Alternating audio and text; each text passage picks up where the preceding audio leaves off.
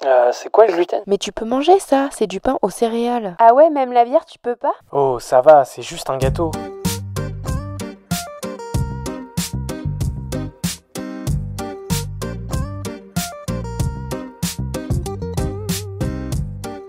Bienvenue dans le Gloomy Club. Le Gloomy Club est un podcast et bien plus encore dédié au sans gluten, pour les intolérants et hypersensibles au gluten, mais également pour toutes les personnes curieuses qui souhaitent en savoir plus sur cette alimentation. Dans ce club, tu trouveras des échanges, des partages d'expériences et des patients qui ont entrepris sur le marché du sans gluten. J'espère te faire découvrir des marques, des personnes, des parcours qui te permettront de te sentir moins seul ou d'en apprendre plus sur ce domaine. Bienvenue dans ce tout nouvel épisode du Gloomy Club. Aujourd'hui, nous allons plonger dans le parcours inspirant d'Amandine, une jeune femme qui a été diagnostiquée il y a presque 20 ans, à l'âge de 11 ans, de la maladie cœliaque. Pour Amandine, le chemin vers ce diagnostic n'a pas été facile. Elle était malade depuis des années, mais ses parents étaient désemparés, confrontés à des médecins qui pensaient que leur fille était soit anorexique, soit en train de faire des caprices. La mère d'Amandine a été diagnostiquée 4 ans avant elle, ce qui a rendu l'annonce de la maladie un peu moins stressante pour elle. Mais l'histoire ne s'arrête pas là. 1 an et demi après son propre diagnostic, le frère d'Amandine a également été diagnostiqué de la maladie cœliaque. La transition vers une alimentation sans gluten a été relativement simple à la maison, car sa mère était déjà familière avec ses contraintes alimentaires. Cependant, à l'extérieur, c'était une toute autre histoire. À l'école, Amandine a dû faire face à une nouvelle réalité difficile. Elle a été mise à l'écart, harcelée en raison de son poids, et la cantine scolaire en Belgique n'était pas du tout adaptée à son alimentation sans gluten. Jusqu'à l'été 2023, Amandine a mis la maladie de côté, évitant d'en parler. Elle pensait que d'autres personnes avaient des problèmes plus graves, ce qui l'empêchait de se plaindre. Elle a refoulé ses émotions et ne voulait pas que les gens sachent combien cela l'affectait. Cependant, en début d'année, un événement majeur s'est produit. Amandine a commencé un coaching de développement personnel pour être plus performante dans son activité professionnelle et mieux se connaître. Ce coaching a été le déclic qui l'a poussée à lancer son entreprise dans le domaine du sans gluten. Fin mars 2023, lors d'un voyage à Majorque, une idée brillante lui est venue au petit déjeuner. Créer son compte sur Voyager sans gluten, afin de combiner sa passion pour les voyages et son alimentation sans gluten. Le résultat ? En juillet 2023, son compte devient Europe sans gluten. Pour Amandine, ce projet est devenu sa thérapie. Son objectif principal est de permettre aux personnes cœliaques et sensibles au gluten de voyager en toute sérénité et sécurité, tout en fédérant une communauté sans gluten pour qu'elles ne se sentent plus seules ou marginalisées. Il y a quelques semaines, Europe sans gluten a évolué pour devenir Kélia. Découvrez comment Amandine référence les bonnes adresses sans gluten sur une carte et comment elle a créé la Kélia Experience. Des séjours sans gluten qui offrent un véritable bol d'air frais aux personnes qui ont du mal à accepter cette alimentation particulière. Rejoignez-nous pour explorer le voyage incroyable d'Amandine et comment elle a transformé les défis de la maladie cœliaque en une opportunité de faire la différence. C'est tout de suite dans ce nouvel épisode du Gloomy Club. Très belle écoute à toutes et à tous. Bonjour Amandine. Salut Lorraine. Bienvenue dans le Gloomy Club. Je suis ravie de t'accueillir aujourd'hui pour qu'on puisse parler de ton parcours, du diagnostic de la maladie et de tous les projets que tu mènes à côté en lien avec la maladie. Alors, je veux bien qu'on commence le podcast par une petite présentation et que tu puisses nous dire comment tu as été diagnostiquée, à quel âge, les premiers symptômes. Ok, alors du coup, ça remonte à presque 20 ans maintenant. C'est vraiment ma mère en fait qui a demandé une prise de sang approfondie dans ce sens, donc pour détecter la maladie cœliaque potentiellement, parce qu'en fait j'étais malade depuis des années. J'avais vraiment des symptômes depuis des années. On pense que peut-être la maladie a été déclenchée par mon opération des amygdales à 4 ans. Parce qu'on dit parfois que si elle est en nous, elle peut peut-être être déclenchée par un choc émotionnel. Et moi, du coup, tout ce qui est hôpitaux, etc., c'est un petit peu compliqué pour moi. Donc, à 4 ans, quand j'ai été opérée des amygdales, le lendemain, j'ai commencé vraiment à vomir quand je voyais de la nourriture. Okay. Donc, du coup, c'est à partir de ce moment-là que j'ai vraiment eu ce type de symptômes. Et donc, en fait, on est allé chez plein de médecins différents. Ma mère, elle était et mon père aussi, du coup, étaient un petit peu désemparés parce que soit on lui disait on sait pas tout simplement, soit on lui disait ce sont des caprices, mettez-lui une bonne fessée, ça va passer, qu'une pédiatre a dit à ma mère un jour, soit j'étais anorexique potentiellement. Donc du coup pendant des années, donc entre 4 et 11 ans, c'était la recherche, pour finalement ne pas vraiment avoir de résultats. En plus de ça, je me suis cassé le pied 4 fois, donc 2 fois le droit, 2 fois le gauche, quasiment 4 années de suite aussi. Donc voilà, ça faisait un petit peu beaucoup et c'était bizarre qu'il y ait rien d'autre, quoi. Donc c'est vraiment à ce moment-là que ma mère a demandé la prise de sang approfondie et évidemment, elle est revenue positive, plus que positive même si je me rappelle bien. Et en fait, quand elle me l'a annoncé, je crois que sur le moment, j'étais plus tracassée par la venue imminente de la gastroscopie que par la maladie elle-même, tu vois. Donc, je me rappelle vraiment du jour où elle m'a annoncé que la prise de sang était positive. Je pense que jusqu'au moment où elle a dit la prise de sang est positive, c'était genre ok. Enfin, ma maman l'a aussi depuis 4 ans parce que ma mère a été diagnostiquée 4 ans avant moi. Ok. Donc du coup, voilà. Enfin, je vais manger comme elle, etc. Donc finalement, j'étais pas vraiment tracassée par la maladie en elle-même tout de suite. Mais c'était vraiment la gastroscopie quelques jours après. Là, c'était autre chose. En fait, tu voyais ta mère qui avait, je mets vraiment entre guillemets, juste une alimentation différente. Donc, tu te disais pas que pouvait y avoir justement des examens plus approfondis et du coup plus stressants pour toi. Oui, c'est ça. Sur le moment, je sais plus du tout si elle m'en avait déjà parlé. Peut-être qu'elle m'en avait peut-être déjà parlé en disant, si jamais la prise de sang est positive, etc. J'ai pas trop de souvenirs. Vraiment de mon enfance, j'ai pas 3000 souvenirs. C'est un petit peu bizarre, mais c'est comme ça. Mais oui, sur le moment, je pense vraiment que c'était ça qui m'embêtait parce que la phobie des hôpitaux, des médecins, etc. Donc alors là, quand on te dit on va te passer un tuyau par la bouche pour aller chercher un bout d'intestin, tu vois, t'es là, pardon. Et en fait, le truc, c'est qu'en plus, il y a presque 20 ans, on n'endormait pas totalement. Donc, il n'y avait pas d'anesthésie. On pouvait le faire, mais c'était pas conseillé. Et en fait, le truc qu'on m'a proposé à moi, donc, c'est de faire une piqûre à la fin de l'examen pour que j'oublie ce qui s'était passé avant.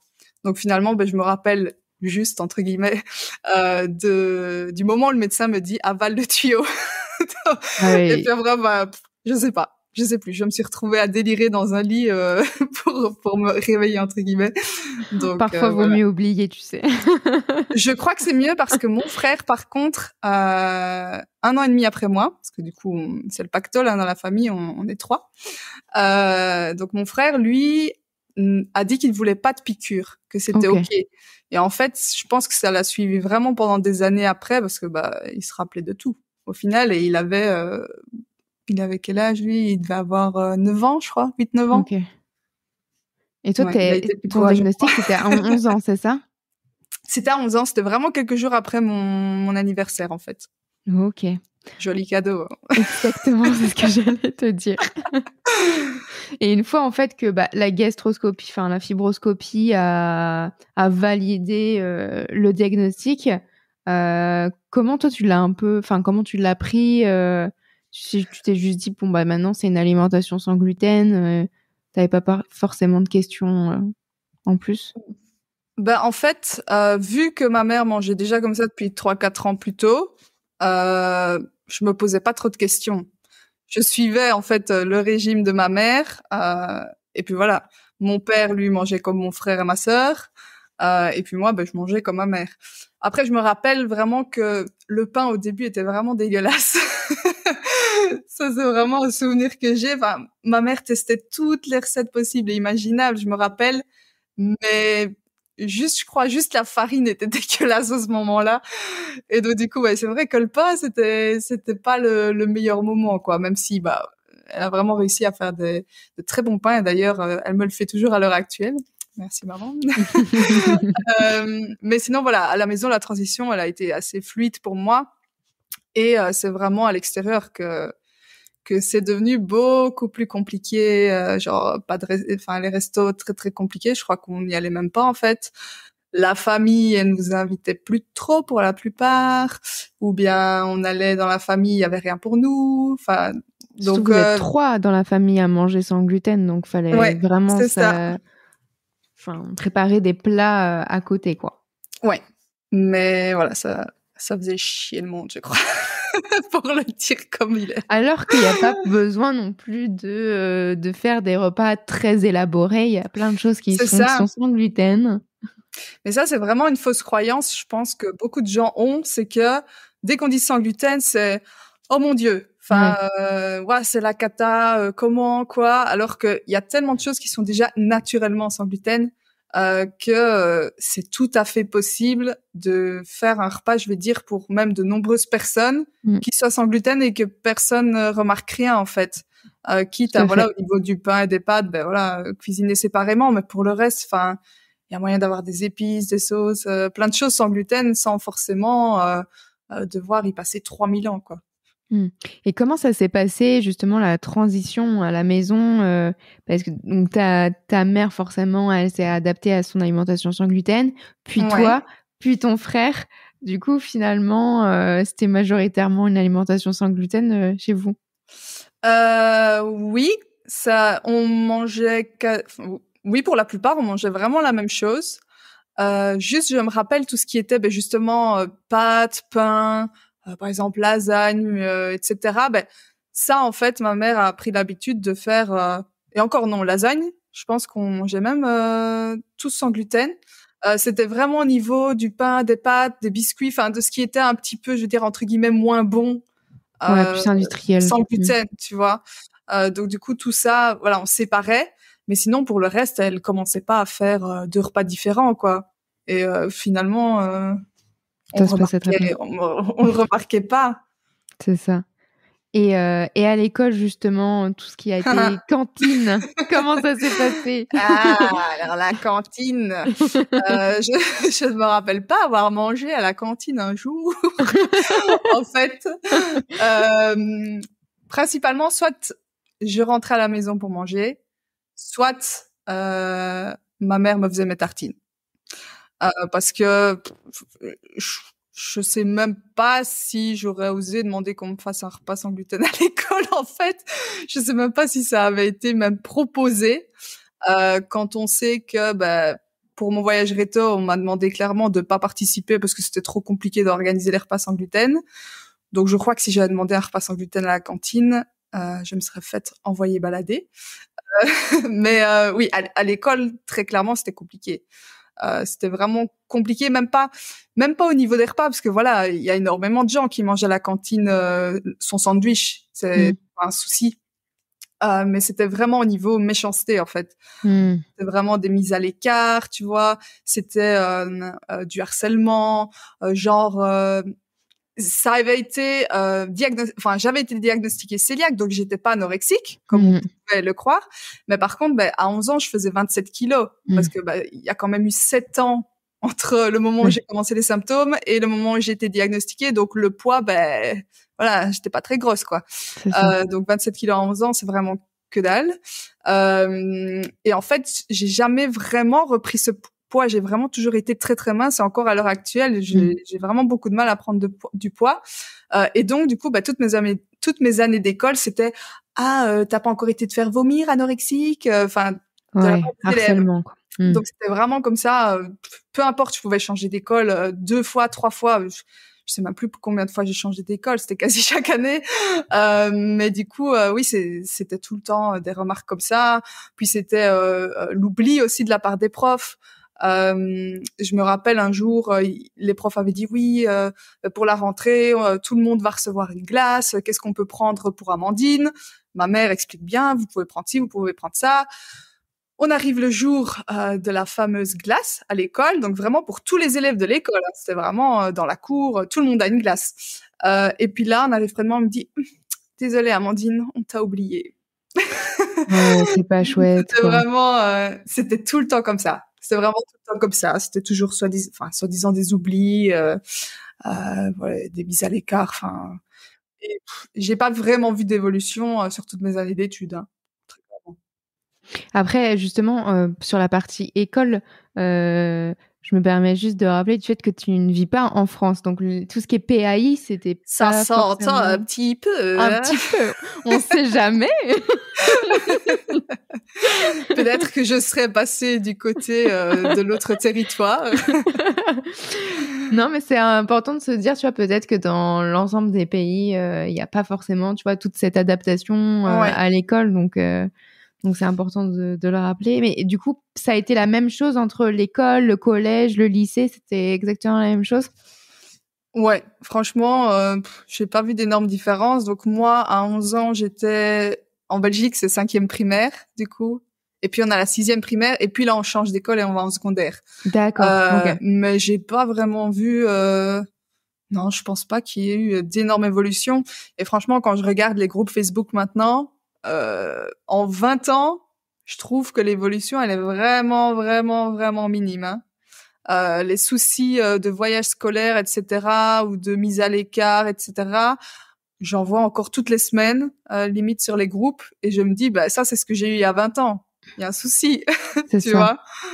Ouais, donc, le développement est pas très. C'est pas ouf, quoi. Autant du côté végétarien, etc., je trouve que ça évolue quand même beaucoup. Tu peux aller quasiment partout maintenant, et je trouve qu'il y a vraiment des options végétariennes partout, ou presque. Et pourtant, c'est un choix. Faut quand même le rappeler que nous, c'est pas un choix. Et donc, bah, de voir que le fait que nous, c'est pas un choix, mais que c'est pas vraiment pris au sérieux, ou que c'est soi-disant trop compliqué, ouais. Bof. Ouais, je suis bien d'accord. Mais de toute façon, en tout cas, côté France aussi, c'est pareil. Il y a encore du développement à faire là-dessus. C'est ça. Bah, on est clairement au même, je dirais, on est au même niveau, hein. Belgique-France, c'est plus ou moins pareil. Ouais. Et quand on avait échangé ensemble, tu m'avais dit que pendant plusieurs années, quand même, t'avais un peu mis la maladie de côté, t'évitais un peu d'en parler. Maintenant, t'as ton compte Insta, tu parles quand même beaucoup de la maladie. Qu'est-ce qui t'a poussé justement à changer? Alors, il faut savoir que bah, déjà, ce podcast, c'est la première fois que je parle de tout ça publiquement. Ça, c'est déjà quelque chose. Parce que clairement, au niveau de la mise en arrière-plan, ça a duré, bah, franchement, je vais dire jusqu'à cet été. Jusqu'au lancement de mon projet, en fait. J'ai vraiment toujours mis la maladie en arrière-plan parce que, selon moi, tu vois, d'autres personnes vivaient des choses bien pires que moi. Et donc, dans ma tête, ben, j'avais pas le droit de me plaindre parce que c'était bien pire chez les autres. Aussi, ben, j'ai toujours eu tendance à un peu refouler mes émotions, vraiment tout renfermer, tout garder pour moi. Et en fait, j'avais pas envie non plus que les gens sachent que ça m'affecte. Donc, par exemple, on parlait des oublis, etc. Ben, si quelqu'un oubliait ou bien si quelqu'un me mettait de côté, eh ben moi, j'avais tendance à dire ben, qu'il y avait aucun souci, tu vois. Alors qu'au fond, quasiment directement, je ressentais vraiment, je sais pas comment l'expliquer, c'est comme vraiment un sentiment de tristesse, mais tu vois que tu ressens très fort tout à coup. Et ça, j'avais à chaque fois vraiment qu'il y avait un oubli ou qu'il y avait pas quelque chose pour moi ou quoi, je le ressentais directement, vraiment, ou alors quand je rentrais à la maison, par exemple. Mais je le disais jamais. Par exemple, quand j'avais des petits copains, tu vois, adolescence, tout ça, eh ben, je le disais pas directement non plus, tu vois, comme si c'était un petit secret, et j'attendais vraiment de plus avoir le choix. Donc, par exemple, d'aller manger chez lui ou d'aller au restaurant ou quoi, pour le dire. Ah, mais en fait, je peux pas, blablabla. Donc, j'ai vraiment commencé à en parler quand j'ai lancé le projet, donc en juillet. Et pourquoi? Eh bien, parce que j'ai pris un coaching de développement personnel, en fait. Pas du tout pour ça, hein. C'était vraiment pour me développer personnellement, pour aussi être plus performante du coup dans mon business, savoir où je vais, etc. Mieux me connaître aussi. Et en fait, j'ai fait ça, c'était en février, je crois que j'avais commencé. Et en fait, j'ai décidé d'en faire un projet en mars. Mais je crois qu'on en parlera un petit peu plus tard, donc je ne vais pas spoiler. Non, mais c'est hyper important de le rappeler parce qu'il y a quand même on a beau avoir le diagnostic, c'est pas le jour du diagnostic qu'on va accepter la maladie et être hyper open à en parler. Il y a des personnes, elles mettent quelques semaines, des mois, des années même. Donc, c'est hyper important de se dire que chacun a son rythme d'accepter la maladie et d'en parler. C'est ça, et en fait, j'ai l'impression que dans la société actuelle, vu que ça n'a pas énormément évolué, on a l'impression que si on le dit, on va avoir comme une forme de rejet, tu vois. La petite étiquette sur le genre, front. mais t'es chiante, tu vois. Enfin, moi, ce genre de réflexion, à chaque fois que je dis que j'ai ça, très souvent, c'est peut-être pas, c'est peut-être pas dit de la mauvaise manière, ouais. au fond, tu vois. Mais c'est toujours des styles, ah ouais, c'est toi la casse-couille dans les repas, ou ah putain, ça doit être chiant d'aller au resto avec toi, puis oh purée, faudra que je pense à ça. Enfin, tu vois, vraiment en mode, wow, t'es une chieuse, quoi. Il n'y a pas de valeur ajoutée à dire ce genre de choses, donc vaut mieux les garder pour soi, et puis c'est bon, ça sert à rien. Toi, après, tu parlais tout à l'heure au départ de ton diagnostic que t'avais pas forcément beaucoup restaurant, et pareil pour les voyages, et t'as commencé à créer ton compte Instagram qui s'appelait à la base Europe sans gluten, donc c'était justement de partager tes bonnes adresses avec les voyages. Est-ce que tu peux en parler un petit peu? Alors, en fait, au niveau du compte, à la base, c'était pas Europe sans gluten. Ah, donc il a changé plusieurs fois de nom. Oh, franchement, je compte plus. Moi, en tout cas, je t'ai connue sous Europe sans gluten. Oui, oui, très clairement, depuis juillet. Mais en fait, avant, j'avais ce compte déjà depuis 10 ans. Ok. Oui, c'était ton compte perso. Alors, c'était mon compte perso. Et puis, en 2018, quand je suis allée travailler à Majorque, j'ai lancé mon compte voyage. Et donc, il s'est transformé en compte voyage. Et donc, c'est pour ça que là, on voit pas trop la différence. C'est simplement parce que, déjà, j'étais pas régulière, donc j'ai pas énormément posté depuis 2018. Et en plus de ça, je suis quand même dans une thématique de voyage. Donc du coup, c'est pour ça qu'on voit pas énormément la différence. Mais oui, du coup, Europe sans gluten, c'était à partir de juillet. Enfin, j'ai vraiment ajouté ce nom, enfin modifié ce nom, lorsque j'ai eu ce coaching en développement personnel, parce que fin mars, j'avais vraiment besoin de retourner à Majorque, parce que vu que j'y ai vécu en 2018 et 2019 pour y travailler, c'est vraiment, je veux dire, une île que je porte dans mon cœur, et donc j'avais vraiment besoin en fait d'y retourner, tout simplement, voilà. Je peux pas te dire pourquoi. J'avais besoin d'y retourner. C'est ça. Et en fait, j'y suis du coup allée seule. Je me suis dit, allez, je me prends une semaine seule pour créer du contenu, pour réfléchir un peu à mes projets, etc. Et puis, le 30 mars, à 9h51, très précis, j'étais en train de prendre mon petit déj face à la mer. Et là, en fait, je sais pas, j'ai un truc qui me pop dans la tête en mode voyager sans gluten, tu vois. Et puis, j'étais là.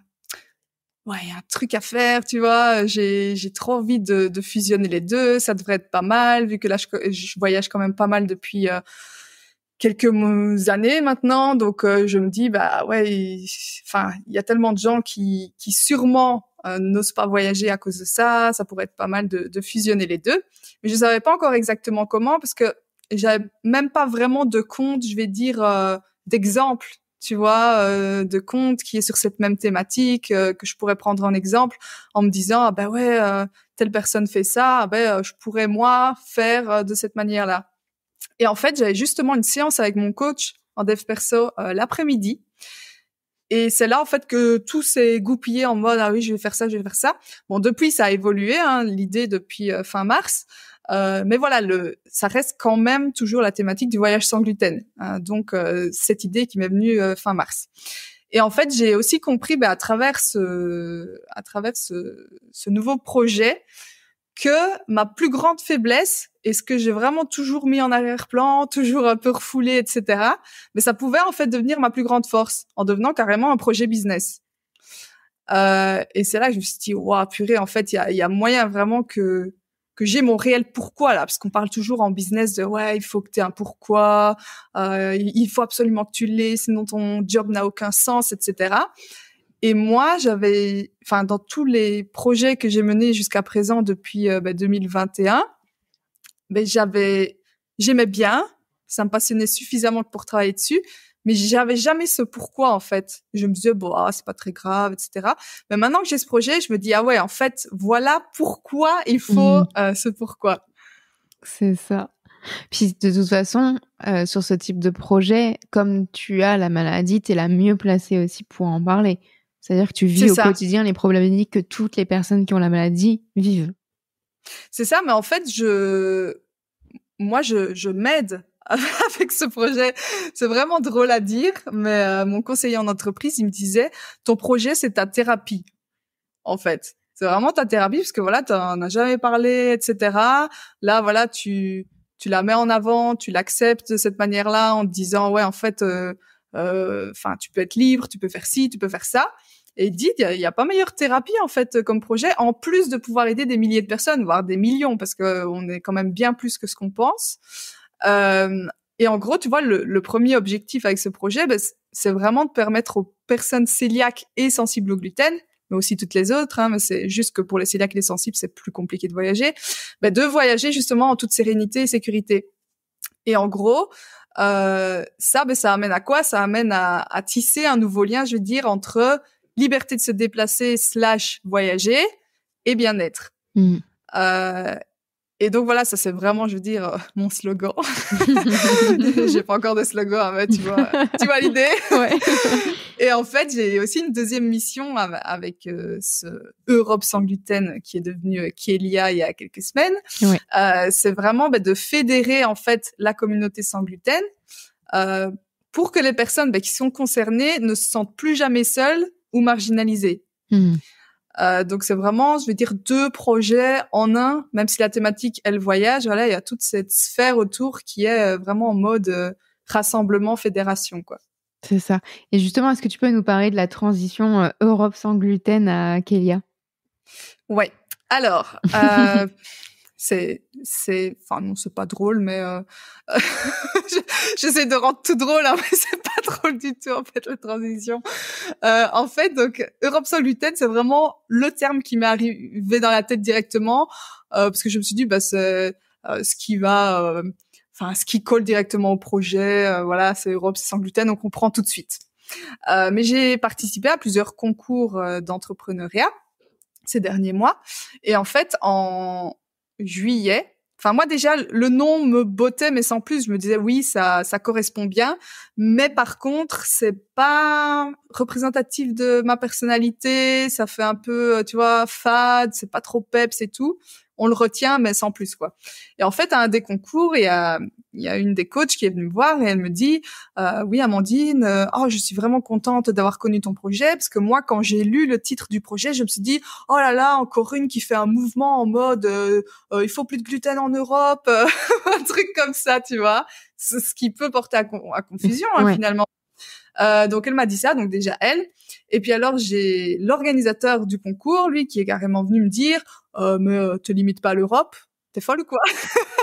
Tu vois, genre, mais si tu mets Europe dans ton titre, tu vas te limiter à l'Europe, mais il faut pas qu'il me dise vise l'international, tu vois. Et je dis ouais, c'est vrai que c'est pas bête, même si dans un premier temps je veux bosser sur l'Europe, pourquoi pas, voilà, l'international peut s'ouvrir ensuite.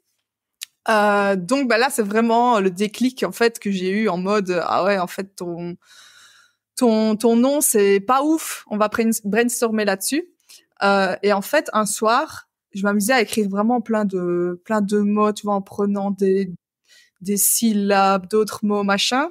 Et j'étais tombée, j'avais pris la syllabe de cœliaque, 2 syllabes, j'avais pris célia. Et puis je me dis, ouais, j'aime pas trop le C, je vais mettre un K, tu vois, pour pas que ça fasse trop cœliaque. Et puis j'avais des mots comme genre Kéliana, Kéliaka, et puis d'autres, tu vois, dans le même style. Et puis j'étais là, ouais, mais ça manque encore d'un truc, soit c'est trop long, ou je sais pas, il y a un truc que j'aime pas trop.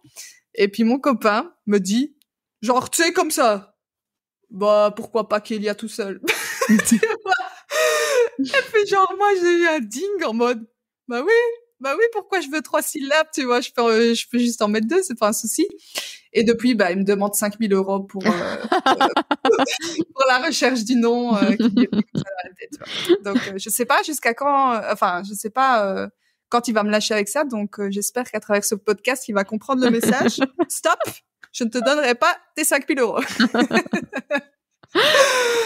Donc, du coup, voilà comment c'est devenu Kélia. Et en fait, en gros, comme tu l'auras compris, hein, Célia, Kélia. Et puis, j'ai évidemment ajouté le petit accent sur le i.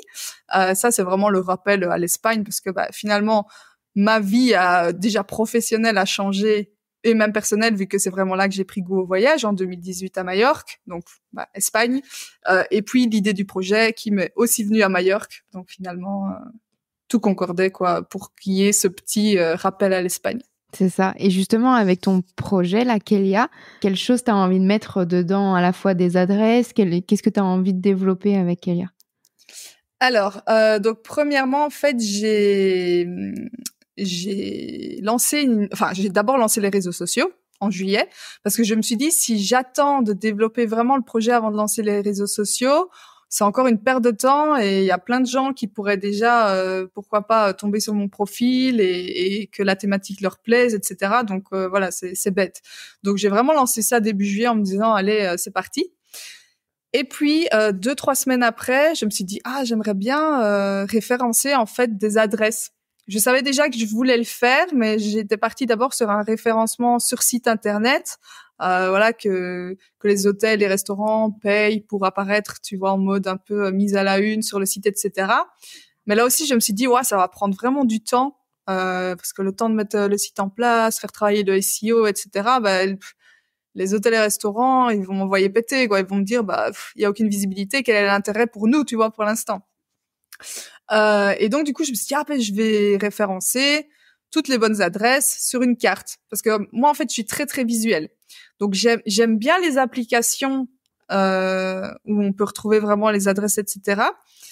Mais ce qui me manque toujours, mais je sais que je pense que c'est difficile en fait à développer sur les applications. Ça, c'est pour ça, et je pense que ça n'existe pas encore sur les applications. C'est vraiment la carte, tu vois. Tu as ton point comme sur Maps, t'as la carte et tu vois directement autour. J'ai vraiment besoin en fait de ça. Tu vois vraiment la petite tâche qui me dit, ok, c'est là par rapport à toi. Genre, si je vois la liste avec, par exemple, à 200 mètres, à 300 mètres, à 400 mètres, je sais pas, ça... c'est pas il y a un parlant, bug dans mon cerveau visuel, où j'en sais rien, mais tu vois, j'aime trop le visuel, les couleurs, etc. Donc, c'est pour ça que je me suis dit, c'est pas aussi peut-être pratique que sur une application, tu vois, pour l'accès, etc. Mais par contre, j'ai vraiment envie de faire ça pour commencer. Donc, du coup, j'ai lancé la carte qui référence les endroits sans gluten, que j'ai divisé en fait en 3 catégories. Donc on a les catégories de restaurants 100% sans gluten, comme ça pour les cœliaques qui veulent vraiment pas de traces ou qui peuvent vraiment pas avoir de traces ou qui sont vraiment très stressés de sortir de chez eux. Voilà, on a les restaurants, ils sont en vert, on les repère directement, ils sont sans gluten. Il y a déjà plus de 150 adresses, si je me rappelle bien. Ensuite, on a la catégorie jaune. Là, c'est vraiment les restaurants qui fournissent aussi, restaurants, hôtels, etc., qui fournissent aussi des choses avec gluten. Mais par contre, voilà, du coup, le risque est à vérifier en amont par chacun. Parce qu'on n'a vraiment pas aussi, c'est bien de le rappeler aussi, on n'a pas tous le même ressenti vis-à-vis des risques, je trouve. Il y en a, ils voudront vraiment même pas prendre le risque d'aller dans un endroit où il y a potentiellement du gluten, tu vois, même s'ils font attention, etc. T'en as d'autres, j'ai parlé avec quelqu'un il y a pas très longtemps, un cœliaque, il me dit, moi, mon gastro-entérologue, il m'a dit que ma maladie cœliaque était pas très grave, je sais plus quel terme il a employé, mais voilà, pas un des stades les plus compliqués, je vais dire. Et du coup, lui, il peut manger, dans les restos où il y a des traces. Ok. D'accord. Donc du coup, tu vois, tout le monde a vraiment un lien différent. Donc c'est pour ça que j'ai mis ça en place. Comme ça, tout le monde peut voir si ça peut lui convenir ou non. Et puis alors, j'ai une 3e catégorie en violet. Et là, ce sont vraiment les établissements qui sont labellisés, quoi, on va dire, certifiés par une association, tu vois, ce genre de choses. Donc voilà, ça c'est vraiment le premier outil que j'ai mis en place. Et je pense que que ça va toujours être mon outil principal. Parce que voilà, tout le monde se déplace, tout le monde veut voyager à un moment, tout le monde a envie de sortir de chez lui, donc finalement, je pense que ça va vraiment être l'outil au cœur, je veux dire, de mon projet. Et puis du coup, j'ai un service pour les entreprises aussi. Donc, vu que je suis créatrice de contenu UGC et influence, je propose aussi mes services aux établissements qui voudraient, par exemple, soit retravailler leur communication digitale dans le sens du sans gluten ou non, si c'est simplement de la création de contenu photo vidéo pour des hôtels ou pour des restaurants, mais qui veulent pas forcément mettre le côté sans gluten en avant. Enfin voilà, je suis assez ouverte à ce niveau-là. C'est vraiment de la création de contenu photo vidéo pur, quoi. Donc ça, c'est vraiment le service que je propose aux professionnels. Et puis du coup, au niveau de Kélia, les autres choses. Donc là, je suis en train de créer le site internet. Chouette. Donc j'ai vraiment envie d'avoir un site internet parce que les réseaux sociaux c'est chouette, mais t'es quand même limité à un moment donné dans ce genre de thématique, je trouve. Et puis alors après, j'aimerais bien, déjà dans le site internet, il est en création, donc logiquement avant la fin de l'année, il sera en ligne. C'est déjà bien. Il y a déjà le petit kelia.com, il y a une page coming soon, tout ça, on peut être notifié si jamais. Et puis du coup, j'ai aussi pour les particuliers les séjours sans gluten. C'est ça. Et ça, c'était un point que je trouve super chouette et que j'aimerais bien que tu nous présentes. Je développe. Tu l'attendais que je le sorte. Ah ouais, celui-là, je l'attendais. Alors, du coup, au niveau des séjours sans gluten, je crois que ça a déjà été fait peut-être quelque part il y a quelques années ou plic-ploc comme ça. Je pense que ça a déjà... peut-être pas existé totalement, mais des essais, etc. Je pense que ça a déjà existé. Du côté américain, ça très clairement, ça existe déjà. On se pose même pas la question. Et en fait, moi, quand j'ai pensé au séjour, moi, j'aime bien l'organisation d'événements parce que j'ai mon stage de fin d'études à Malte en 2014. C'était justement dans l'organisation de la Fashion Week. Et en fait, moi, j'ai adoré l'organisation d'événements et j'aime bien, tu vois, contacter, organiser ça, planifier ça, etc. Pourtant, je suis bordélique dans ma vie personnelle, mais vraiment. Donc, je suis tout le temps en retard. D'ailleurs, j'étais encore en retard pour ce podcast. mais niveau organisation, vraiment en mode événement, là, je peux te dire que j'oublie quasi rien. Donc, du coup, moi, j'ai vraiment remarqué qu'il y avait un besoin de ce côté-là. Parce que j'ai lancé une petite étude de marché, je voulais simplement 10 réponses, tu vois, pour faire un petit peu le point, voir si ça plaît, etc. Finalement, je me suis retrouvée avec 80 formulaires. Donc je me suis dit, ok, il y a quelque chose à faire, donc allez, on fonce dans cette direction-là. Et en fait, ce que j'ai remarqué, parce que j'avais posé aussi la question, pourquoi est-ce que ce type de séjour t'intéresse? Et c'est vrai qu'il y a beaucoup de choses qui sont ressorties en mode, moi, je suis un peu désemparée avec mon diagnostic, ou bien j'ai pas toujours quelqu'un qui me comprend, ou bien j'aimerais pouvoir partager mes expériences avec d'autres personnes, j'aimerais aussi recevoir des bons plans d'autres personnes, etc. Donc, c'était vraiment ce côté de nouveau marginalisation, mise à l'écart, etc., qui ressortait, et cette envie vraiment de partager et de pas devoir trop se poser de questions le temps d'un week-end ou de plusieurs jours. Donc en fait, moi j'ai appelé ces séjours la Kélia Experience parce que moi je suis une fan de l'expérience client. J'adore ça, tu vois, si je vais dans des événements et qu'il y a par exemple, je sais pas, des goodies ou des petites surprises, tu vois, des petits programmes avec un QR code, tout ça, moi j'adore. Donc du coup, j'ai vraiment mis une très très grosse expérience client en place pour le premier, qui aura lieu du 17 au 19 novembre à Durbuy, donc c'est en Belgique. Ok. Et en fait, c'est quoi la Kélia Experience?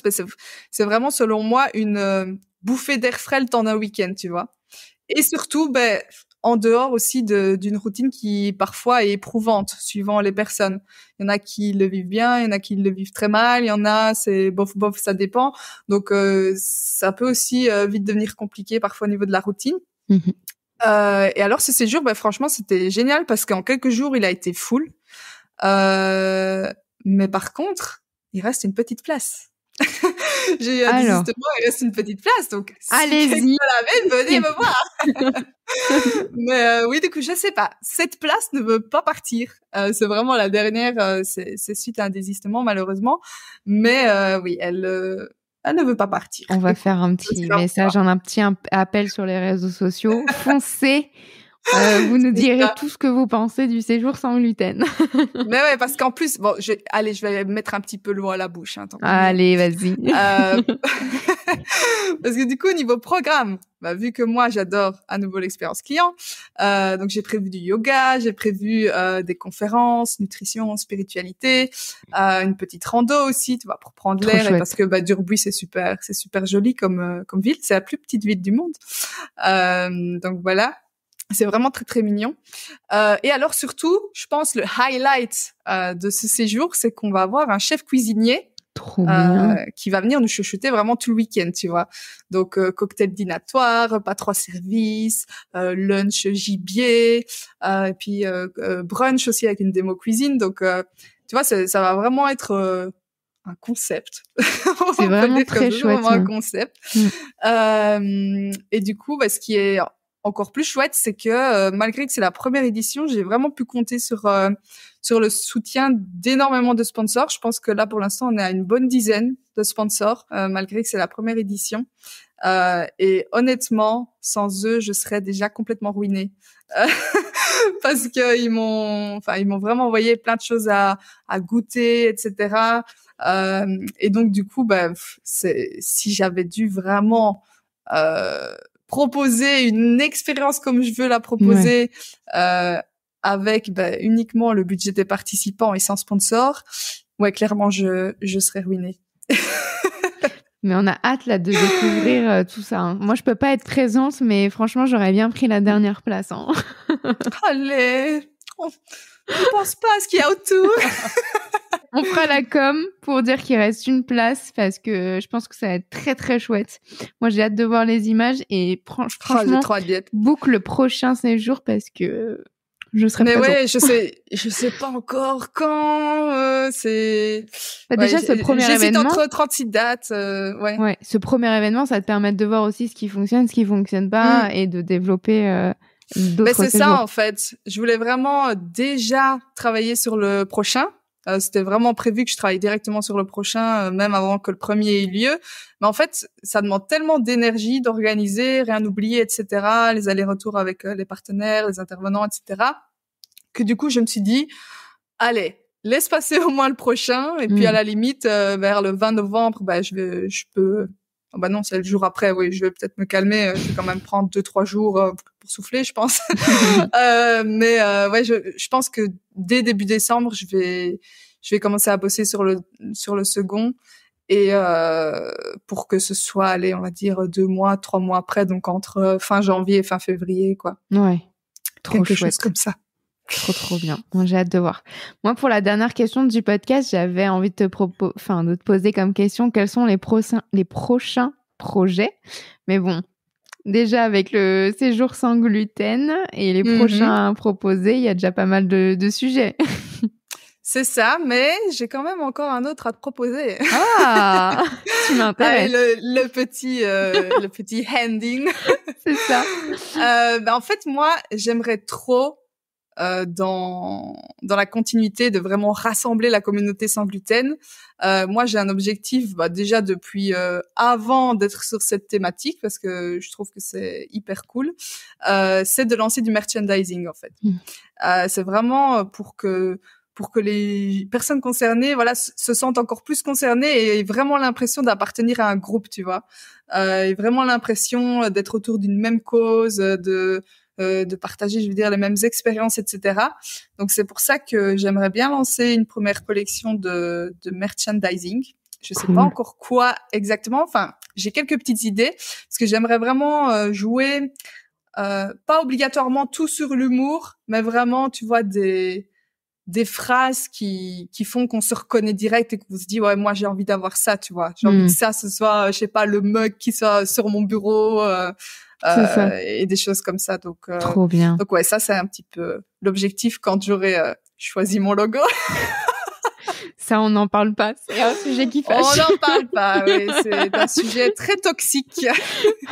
On grossit, on épaissit.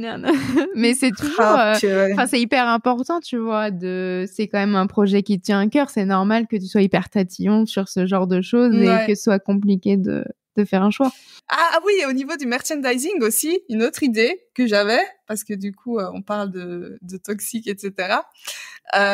C'est que j'ai vu Laura Lone, en fait, il y a quelques semaines, qui a décidé de recycler la connerie humaine. Et donc, qui a sorti vraiment des suites, enfin, plein de choses, avec des commentaires qu'elle avait reçus de haters sur ses réseaux sociaux. Et en fait, moi, il y a quelques semaines, suite à ça, et j'avais reçu justement des commentaires de haters ces temps-là. J'avais fait un petit sondage en story en mode oui, ça vous dit de faire une compétition Oui, je m'en entre rappelle. les pires commentaires. Oui. Et en fait, ça reste quand même encore toujours dans un coin de ma tête. Hein. Je pense faire ça prochainement. Et je me dis, purée, ce serait tellement drôle que le gagnant se retrouve sur un mug ou un truc comme ça. On va l'encadrer. Je me suis dit, mais ouais, mais vraiment, tu vois, t'as le mug avec le commentaire de la personne, et puis vraiment signé, je sais pas, un con qui passe, ou j'en sais pas, tu vois. C'est ça. Mais vraiment Trop recycler, drôle. ouais, recycler la connerie humaine et, ouais, à voir. En Tu tout cas, nous il y a diras, plein alors. de possibilités. Tu nous diras tout ce que tu vas mettre en place pour le merch. Ça marche. Et du coup, pour la dernière partie du Gloomy Club, j'ai 3 Ouais. petites questions pour toi. Mm-hmm. Ton repas ou ton plat préféré sans gluten? Alors, c'est très simple. Je sais pas si beaucoup hésitent quand ils répondent à cette question, mais moi, je dirais les burgers accompagnés de frites, parce que je suis belge, donc comme tout bon belge qui se respecte, je dois obligatoirement les accompagner de frites. Moi, je valide cette réponse. Hein. Les frites, c'est la vie. Ah, Tu vois, pour ton merch, les frites, c'est la vie. Ton restaurant préféré sans gluten? Alors ça, par contre, c'est une question compliquée. Ouais. Mais allez, je vais rester, enfin, je vais faire suite à ma réponse précédente et je vais dire de Huggies Bar. Ok. Parce que je sais pas si tu connais, mais non, en je gros, connais pas du tout. C'est une chaîne en Belgique de burgers, ouais. Avec frites, évidemment, qui est adaptée au cœliaque en fait. Ils Chouette. ont vraiment maintenant sorti une page, etc. sur leur site où ils expliquent vraiment comment ils font, que pour les cœliaques c'est vraiment safe, qu'il faut vraiment toujours le dire. Enfin, il y a vraiment toute une page sur leur site internet, donc ça met vraiment en confiance. Et vu que j'adore les burgers, j'adore les frites, j'adore les restaurants de burgers et de frites. Donc c'est validé, c'est bon. Bar. Et par contre, sinon, si on fait abstraction des burgers, etc., j'ai testé un super restaurant 100% sans gluten en Slovénie il y a une dizaine de jours, et ça s'appelait Desela Kuzov.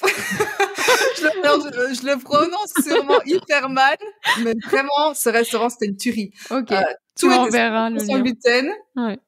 Tout était 100% sans gluten. David, du coup, mon copain, a mangé aussi, un plat sans gluten. Il avait des frites même. Je me rappelle. Il avait des frites et c'était trop bon. Enfin, moi, c'était un espèce de plat égyptien comme ça, avec de la sauce yaourt, du poulet mariné, enfin, aux épices. Enfin, bref, c'était trop bon.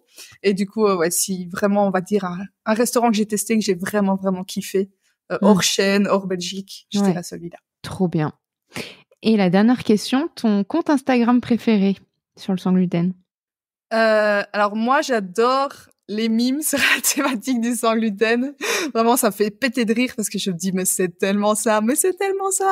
Et d'ailleurs, personne, moi, je me dis toujours, je devrais en poster bien plus sur mon compte parce que moi, j'adore. Juste, je l'ai fait, je suis pété de rire, tu vois. Mais je crois que je t'ai connue grâce aux vidéos que t'avais fait. Ah ouais? Et ça m'avait fait tellement rire que du coup, je sais plus comment j'avais atterri sur ton compte et j'avais trop rigolé à des vidéos et je m'étais dit, alors ça me fait vraiment trop rire. Et c'est comme ça, je crois que je t'avais connue, que je t'avais suivi sur Insta.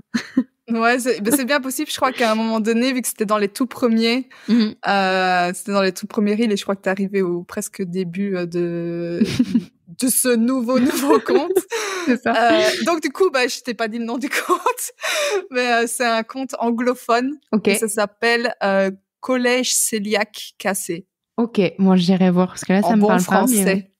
Et en fait, elle fait plein de mimes et tout, même les mimes vidéo, etc. Moi, je suis là, mon Dieu, c'est tellement drôle. Ouais. Et du coup, ça m'inspire beaucoup. Rien d'éducatif, hein, mais c'est juste on a besoin de rire. Écoute, ça fait du bien.